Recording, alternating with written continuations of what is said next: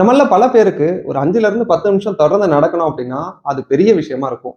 அதுவும் பார்த்தீங்கன்னா, தொடர்ந்து ஒரு 5 நிமிஷம் நடந்துகிட்டே இருப்போம். திடீர்னு பார்த்தீங்கன்னா, கால்லாம் வலிக்க ஆரம்பிச்சுரும். அப்படி வலியே இல்லன்னா கூட, கால் அசந்து போயிட்டு, எங்கடா உட்காரலாம் அப்படின்னு நம்ம உட்கார இடத்த தேட ஆரம்பிச்சுருவோம். நீங்களும் இந்த மாரி பிரச்சனையினால அவதிப்பட்டுக்கிட்டு இருந்தீங்க அப்படின்னா, உங்களுக்காக தான் இந்த வீடியோ.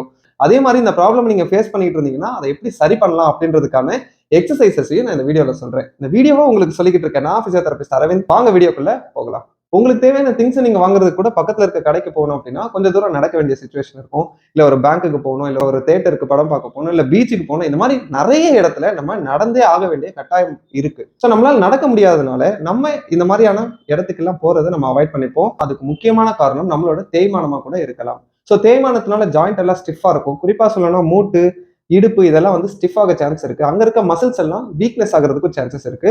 ஒரு ஏஜுக்கு மேல நீங்க ஒழுங்கா எக்ஸசைஸ் பண்ணி உங்க மசில்ஸ் எல்லாம் ஸ்ட்ரென்த்தா வச்சிடலன்னா அந்த வீக்னஸ்மே உங்களை ஒழுங்கா நடக்க விடாம தடுக்கிறதுக்கு வாய்ப்பு இருக்கு. இப்ப நான் சொல்லக்கூடிய 3 விஷயத்த ஃபாலோ பண்றது மூலயமா நீங்க உங்க ஜாயிண்ட் பெயினையும் ரெடியூஸ் பண்ணலாம், உங்களோட வாக்கிங்கையும் இம்ப்ரூவ் பண்ணலாம். அதுல ஃபர்ஸ்ட் விஷயம் வந்து நீங்க நடக்க போறீங்க அப்படின்னா அதுக்கு முன்னாடி செய்ய வேண்டிய சில விஷயங்கள்.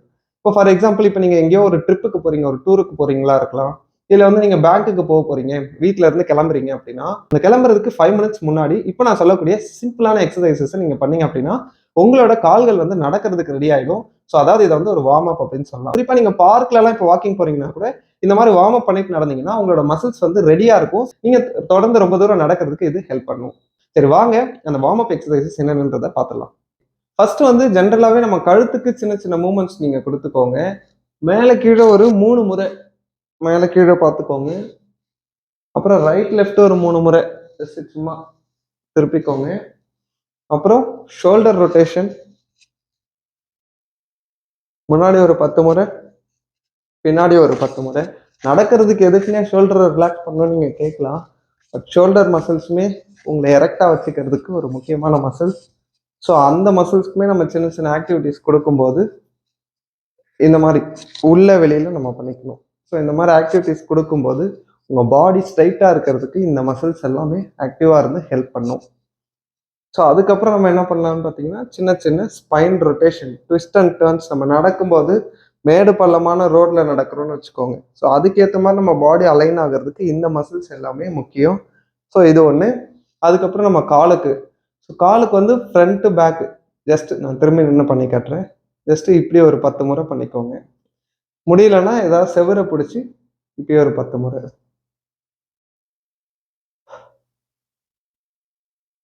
அதே மாதிரி இந்த சைடு ஒரு 10 முறை.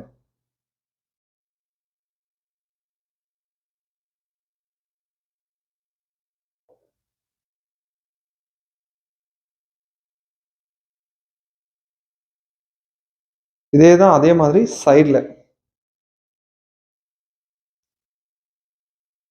ஜஸ்ட் 10 முறை. இதெல்லாம் நீங்க சும்மா சிம்பிளா நீங்க எங்கேயா கிளம்புறீங்க, நடக்க போறீங்க அப்படின்னா ஒரு 5 நிமிஷம் முன்னாடி இதை நீங்க பண்ணிட்டு போனீங்கன்னா இந்த மசில்ஸ் எல்லாம் ரெடி ஆயிடும் உங்களுக்கு நடக்கிறதுக்கு. ஸோ அது உங்களுக்கு ஹெல்ப்பா இருக்கும் நடக்கும்போது.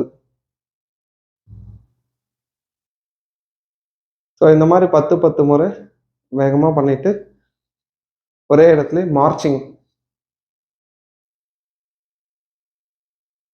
நம்ம நடக்கிறது தான், அது ஒரே இடத்துல நடந்து பார்த்துக்கிறோம். ஸோ இப்படி நம்ம பண்ணிட்டு அடுத்து காஃப் ரைஸ், இது ஒரு 10 முறை.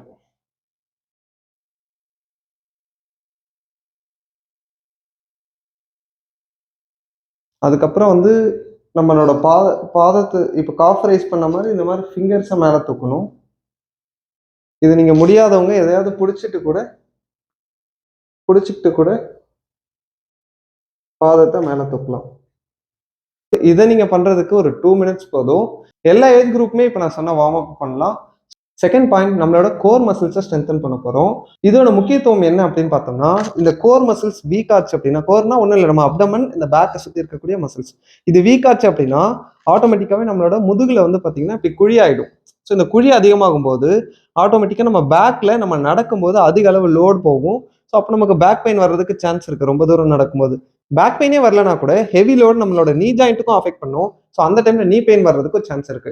ஸோ இந்த மாதிரி தேவையில்லாம மற்ற ஜாயிண்ட்ஸ் நம்ம ஸ்ட்ரெஸ் பண்ணாம இருக்கிறதுக்கு கோர் மசிலோட ஸ்ட்ரென்த் ரொம்ப முக்கியம்.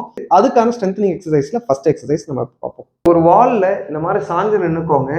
சாயும் போது பாத்தீங்கன்னா இங்க ஒரு குழி வருது இல்லைங்களா நம்ம இடுப்புல.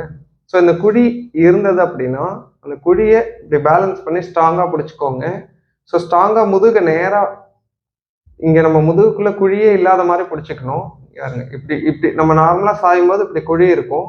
இந்த குழியை நம்ம என்ன பண்ணணும்னா ஃபுல்லாக நம்ம அப்டமனை டைட் பண்ணி ஸ்ட்ராங்காக அந்த குழி இல்லாமல் உடம்பு வந்து ஃபுல்லாக முதுகு முழுக்க கீழே படுற மாதிரி வச்சுக்கணும். வச்சுட்டு ஸ்லோவாக என்ன பண்ணுங்க, ஒரு கையை ரைஸ் பண்ணுங்க. அடுத்தது அதே மாதிரி ஸோ எவ்வளோ தூரம் உங்களால் கையை ரைஸ் பண்ண முடியுமோ ரைஸ் பண்ணுங்க. ஸோ இந்த மாதிரி நம்ம அப்டமன் ஃபுல்லாக அந்த முதுகுக்குள்ளே அந்த குழி வராமல் பிடிச்சி ஸ்லோவாக ட்ரெயின் பண்ணுங்க. 10 முறை இது மாதிரி பண்ணுங்க போதும். போக போக நீங்கள் கவுண்ட்டையும் ரெப்பிடேஷன்ஸையும் இன்க்ரீஸ் பண்ணிக்கலாம். சப்போஸ் உங்களால் இப்படி ஃபுல்லாக வந்து முதுகை வச்சு பிடிக்க முடியும்னா காலை நல்லா முன்னாடி தள்ளிக்கிட்டிங்கன்னா முதுகை இன்னும் ஈஸியாகவே நீங்கள் ஸ்ட்ரைட்டாக வச்சு பிடிக்க முடியும். ஸோ இப்படி பிடிச்சிக்கிட்டு முதுகு தரையில் படுற மாதிரி வச்சுக்கிட்டு ஸ்லோவாக உங்கள் கையை எவ்வளோ தூரம் கம்ஃபர்டபுளாக ரீச் பண்ண முடியுமோ பண்ணுங்க. ஸோ நீங்கள் இப்படி பண்ணும்போதே இப்படி கையை ரைஸ் பண்ணும்போதே உங்கள் முதுகு வந்து ஆட்டோமேட்டிக்காக திரும்ப குழியாகிறதுக்கு ட்ரை பண்ணும். ஸோ நீங்கள் விடக்கூடாது. விடாமல் எவ்வளோ தூரம் பண்ண முடியுமோ ஜஸ்ட் 10 கவுண்ட்டு பார்க்கறதுக்கு ரொம்ப ஈஸியாக இருக்கும். பண்ணுங்க. அப்போ அது ஒர்க் ஆகுறது மசில் எப்படி ஒர்க் ஆகுதுன்றது உங்களுக்கு ஃபீல் ஆகும். இந்த எக்ஸசைஸில் 2 கையும் ஸ்ட்ரைட்டாக நீட்டிக்கோங்க. 2 காலையும் இப்படி எல் ஷேப்பில் வச்சுக்கோங்க. வச்சுட்டு வயரை டைட் பண்ணி முதுகை ஃப்ளாட் ஆக்கிக்கோங்க. ஃப்ளாட் ஆக்கி அப்படியே பிடிச்சிட்டு ஸ்லோவாக இந்த காலை கீழே டச் பண்ணுங்க. திருப்ப நார்மல் போஸ். திருப்ப இந்த காலை கீழே டச் பண்ணுங்க. திருப்ப நார்மல் போஸ். இது மாதிரி வந்து ஒரு 10 முறை மாற்றி மாற்றி டச் பண்ணுங்க. எப்படின்னா 1 இந்த கால் டச் பண்ணும்போது 1. ஸோ இதுதான் ஒரு கவுண்ட்டு. ஸோ இந்த மாதிரி வந்து 10 கவுண்ட்டு.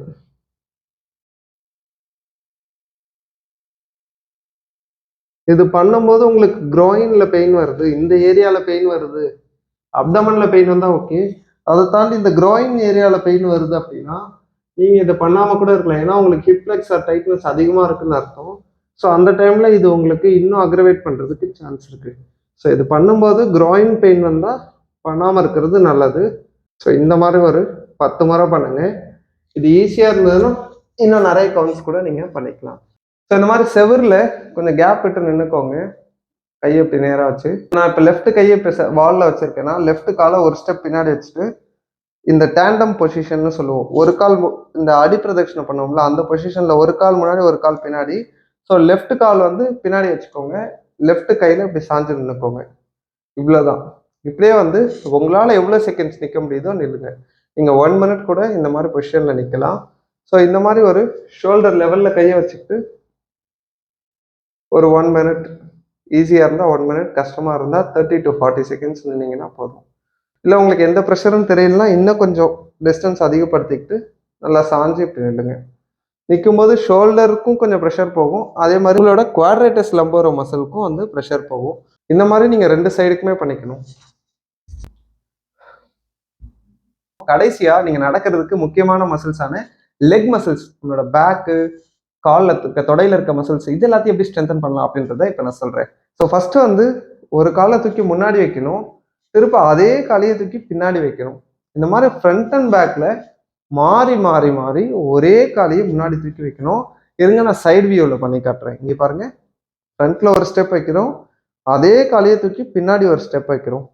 ஸோ இந்த மாதிரி வைக்கிறது உங்களுக்கு நடக்கிற மாதிரி தான், பட் என்னென்னா ஒரே காலையே நடக்கிற மாதிரி இருக்கும். ஸோ இப்படி பண்ணும்போது உங்களோட நீங்கள் தூக்கி வைக்கிற கால் ஸ்ட்ரென்த் ஆகாது, எந்த கால் கீழே இருக்குது. அதாவது இப்போ நான் லெஃப்ட் காலை தூக்கி முன்னாடி வச்சு திருப்ப பின்னாடி வைக்கிறேன்னா ரைட் லெக்குக்கு நிறைய ஃபோர்ஸ் போகும். ஸோ அதனால் ரைட் லெக் ஸ்ட்ரென்தன் ஆகும், நடக்கிற வாக்கிங் பேட்டர்ன் மெயின்டைன் ஆகும். ஸோ அதுக்கு இந்த எக்ஸசைஸ் யூஸ் ஆகும். ஸோ இது மாதிரி 2 காலுக்குமே நம்ம வந்து பண்ணிக்கணும். இதுக்கு ஒரு 10 கவுண்ட்ஸ் முடிச்சிட்டிங்க அப்படின்னா அப்படியே வந்து ரைட் சைடு ரைட் காலை முன்னாடி தூக்கி வைக்கணும், திருப்ப பின்னாடி வைக்கணும். இந்த மாதிரி 1 1 முன்னாடி பின்னாடி வச்சிங்கன்னா தான் ஒரு கவுண்ட்டு. அந்த மாதிரி 10 கவுண்ட்ஸ் வந்து பண்ணிக்கணும் நீங்கள். நெக்ஸ்ட்டு ஸோ அதே மாதிரி ஸ்ட்ரைட்டாக நின்றுக்கோங்க. இப்போ லெஃப்ட் காலில் நின்றுட்டு ரைட் லெக்கில் இருக்க கட்டை விரலை வந்து கீழே டச் பண்ணுங்க. அதே கட்டை விரலை சைடில் டச் பண்ணுங்க, திருப்ப உள்ள வச்சுக்கோங்க. ஸோ இந்த மாதிரி கீழே பார்க்காம ஸ்ட்ரைட்டாக கட்டை விரலால் முன்னாடி சைடில் நார்மலாக வந்துடுங்க. ஸோ இந்த மாதிரி ஒரு 10 கவுண்ட்ஸு.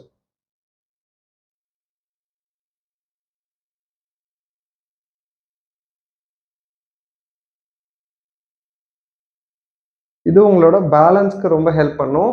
ஸோ நல்ல பேலன்ஸ் இருந்தது அப்படின்னா உங்களால ரொம்ப தூரம் ஈஸியாவே நடக்க முடியும்.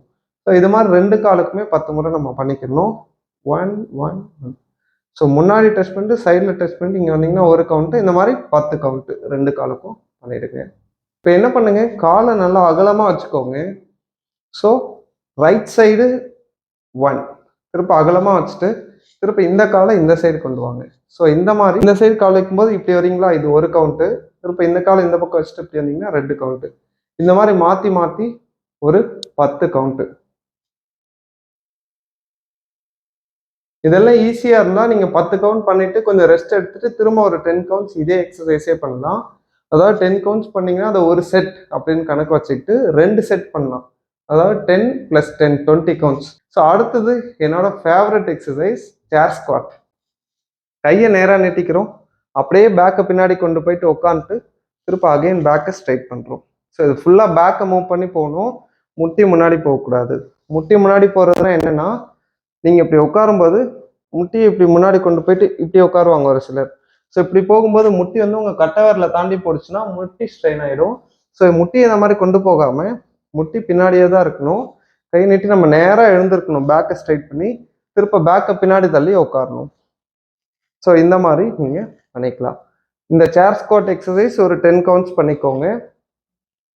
ஸோ இது முடியாதவங்க சேரில் ஒரு பில்லை வச்சு அதுலேயுமே உட்காந்து எழுந்துக்கலாம். அது வந்து ஒரு ஆல்டர்னேட்டிவ். அடுத்து வந்து ஸ்டெப் அப் எக்ஸசைஸ். நம்ம ஒரு காலை மேலே வச்சுட்டு நேராக இப்படி ஏறுறோம், திரும்ப இறங்குறோம், இவ்வளோதாங்க. ஒரே ஒரு ஸ்டெப்பை யூஸ் பண்ணுங்க.